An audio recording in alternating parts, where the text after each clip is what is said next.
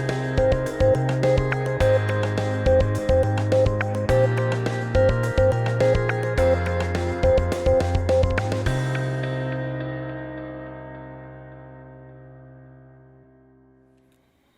more on terminology, we have resistance, which is the ability of some materials to slow the speed of an electrical current. Insulators are materials that prevent or retard the electrical current of electrons. So retard means they're coming, and they go stop, okay? You're retarding their flow, you're stopping their flow. And so they either prevent or retard it. An ampere is a measurement of current strength equal to 1 coulomb per second. So what is that about? So we talked earlier about water pipes in the floor of your house, and if you crack 3 showers open at the same time, we're dividing that water in that pipe into 3 specific sections, and it's flowing equally to each one, right? And if one of them's upstairs, that one's going to get even less because it's got to go against gravity. So an ampere is exactly that. The ampere is the amount of water that flows to that pipe per second. That's ampere. It's the exact same thing. It's the amount of charge that flows per second, okay? So think of amps like the amount of water in a water pipe. Coulomb's law. So the law of physics that states that 2 charges will exert equal and opposite forces on each other. So equal and opposite forces, Coulomb's law. Ohm, a unit of electrical resistance. So resistance is measured in ohms. And that's the little horseshoe shape. And then a volt is a unit of automotive force or potential energy. So the volt is a unit of electromotive force or potential energy. So the voltage is the amount of water that is in the pipe. It's not the flow per second of water. That's the amperage. The voltage is the actual quantity of water, say, in the tank, right? That's how much is in the tank. So let's take the hot water heater example. The voltage is how much water is in that hot water heater. And you have a balance between the two. The more voltage you have, the less water that flows. The more current you have, the less voltage you have. So it's a give and take. They're proportional. And we're going to see what that proportion is in just a minute.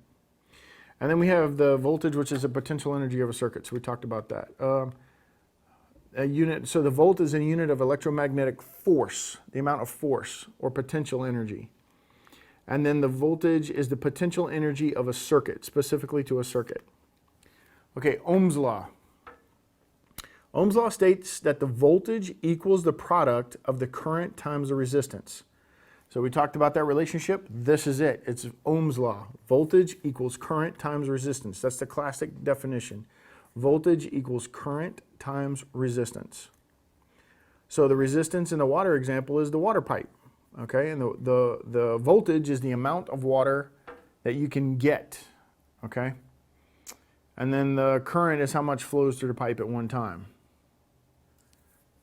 So let's see, resistance equals, so you can see the proportion here. So if we have voltage equals current times resistance, and I want to get the current, I want to know the current, we just take the R and put it on the other side. To do that, we have to divide.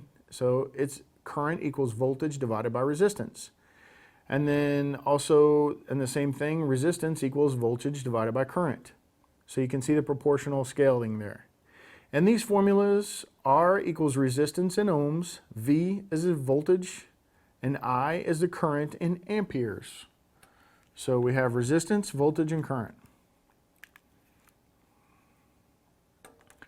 And personal computers and electrical power. The electrical power from the wall outlet is alternating current, AC, which can reverse its flow, its direction of flow. Not can, does. You can't have AC without the reversal, okay? So that's actually wrong. It's which will or does reverse its direction of flow, not can, it does. So you don't have AC current without that. So you have the flow of electrons in a wire. So the flow of electrons goes in both ways. So you can think of it, that's why you have a sine wave. It's going one direction, then the other direction, one direction. So you have this constant push-pull. So we have 3 wires coming from the telephone pole to your house. And we have the neutral, the hot, and the negative. The hot is your black wire. The negative is your white wire. The ground or neutral is the bare copper wire, okay? So you have a hot, a neutral, and a ground. So the black is the hot, the white is the neutral, and then the bare wire is the ground. So we have flow for a second, flow for a second. So there's a motor. So let's just take the hot and the black wire. The black and the neutral wire. So they come out of the wall and you have a motor attached to them. So they go this way for a second and then it comes this way for a second, this way for a second, and this way for a second. That's the push-pull. So that's how that works. And then if there's a fault or something, then it can drain out of the ground, okay? So that's the way AC works. It's a constant push-pull. And electrical components use direct current, DC, which always flows in the same direction. It flows in one way.